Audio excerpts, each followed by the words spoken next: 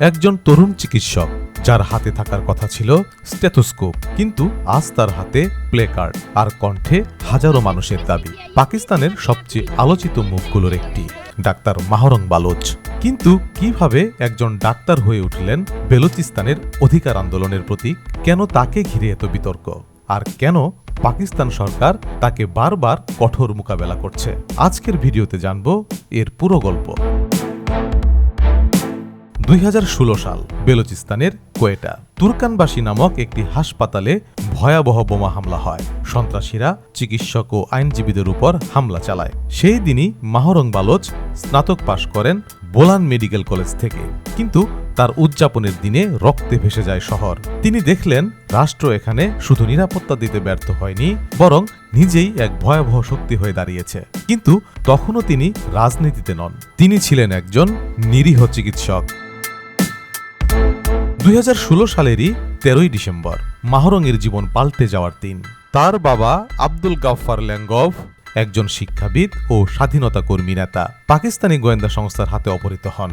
7 বছর, দীর্ঘ 7 বছর ধরে মাহরং এবং তার পরিবার জানতে চেয়েছিল তিনি কোথায়। 2023 সালের নভেম্বর একটি নির্জন পাহাড় থেকে উদ্ধার হলো এক কঙ্কাল। ডিএনএ টেস্টে নিশ্চিত হওয়া গেল এটি আব্দুল গাফফার ল্যাঙ্গভের দেহ। তিনি আর নেই, জবরদস্তি নিখোঁজ করে মেরে ফেলা হয়েছে তাকে। ব্যক্তিগত শোককে সামাজিক শক্তিতে রূপান্তরিত করলেন মাহরং। তিনি গঠন করলেন বেলুচ ইয়াকজেহতি কমিটি বা বিওয়াইসি। তার দাবি ছিল স্পষ্ট, নিখোঁজদের ফিরিয়ে দাও, বেআইনি হত্যা বন্ধ করো। কিন্তু আসল ঝড় তৈরি হলো 2023 সালের ডিসেম্বরে। লং মার্চ নামে একটি ঐতিহাসিক পথযাত্রা শুরু হলো কোয়েটা থেকে। হাজার হাজার বেলুচ নারী, পুরুষ, শিশু সবাই মিলে পথে নামলেন। গন্তব্য ইসলামাবাদ। 1600 কিলোমিটারের এই পথযাত্রায় মাহরং বালোচ ছিলেন অগ্রভাগে। তাদের দাবি ছিল স্টপ এনফোর্সড ডিসঅ্যাপিয়ারেন্স। পাকিস্তানি গণমাধ্যম তাকে প্রথমে বিচ্ছিন্নতাবাদী বলে চাপিয়ে দেওয়ার চেষ্টা করলেও আন্তর্জাতিক মঞ্চে তার কণ্ঠস্বর আর দাবায় রাখা গেল না। 2023 সালের অক্টোবরে বিবিসি তাকে বিশ্বের 100 প্রভাবশালী নারীর তালিকায় স্থান দিল।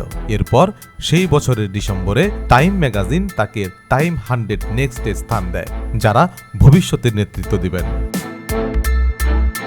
ডাক্তার মাহরং বালোচ শুধু একটি গোষ্ঠীর নেত্রী নন, তিনি হয়ে উঠেছেন বেলুচিস্তানের বলি হওয়া সব মায়ের, বোনের ও স্ত্রীর প্রতিনিধি। ডাক্তার মাহরং বালোচ কোনো রাজনৈতিক দলের উত্তরাধিকারী নন। তিনি একজন চিকিৎসক, যিনি তার পরিবারের ক্ষতি থেকে একটি আন্দোলনের জন্ম দিয়েছেন। তার নেতৃত্বে কোনো অস্ত্র নেই, আছে শুধু অকৃত্রিম সাহস এবং হাজারো মায়ের আশ্রয়। তিনি প্রমাণ করেছেন নেতৃত্ব রক্তের গড়নে আসে না, আসে যন্ত্রণাকে শক্তিতে রূপান্তর করার ক্ষমতায়।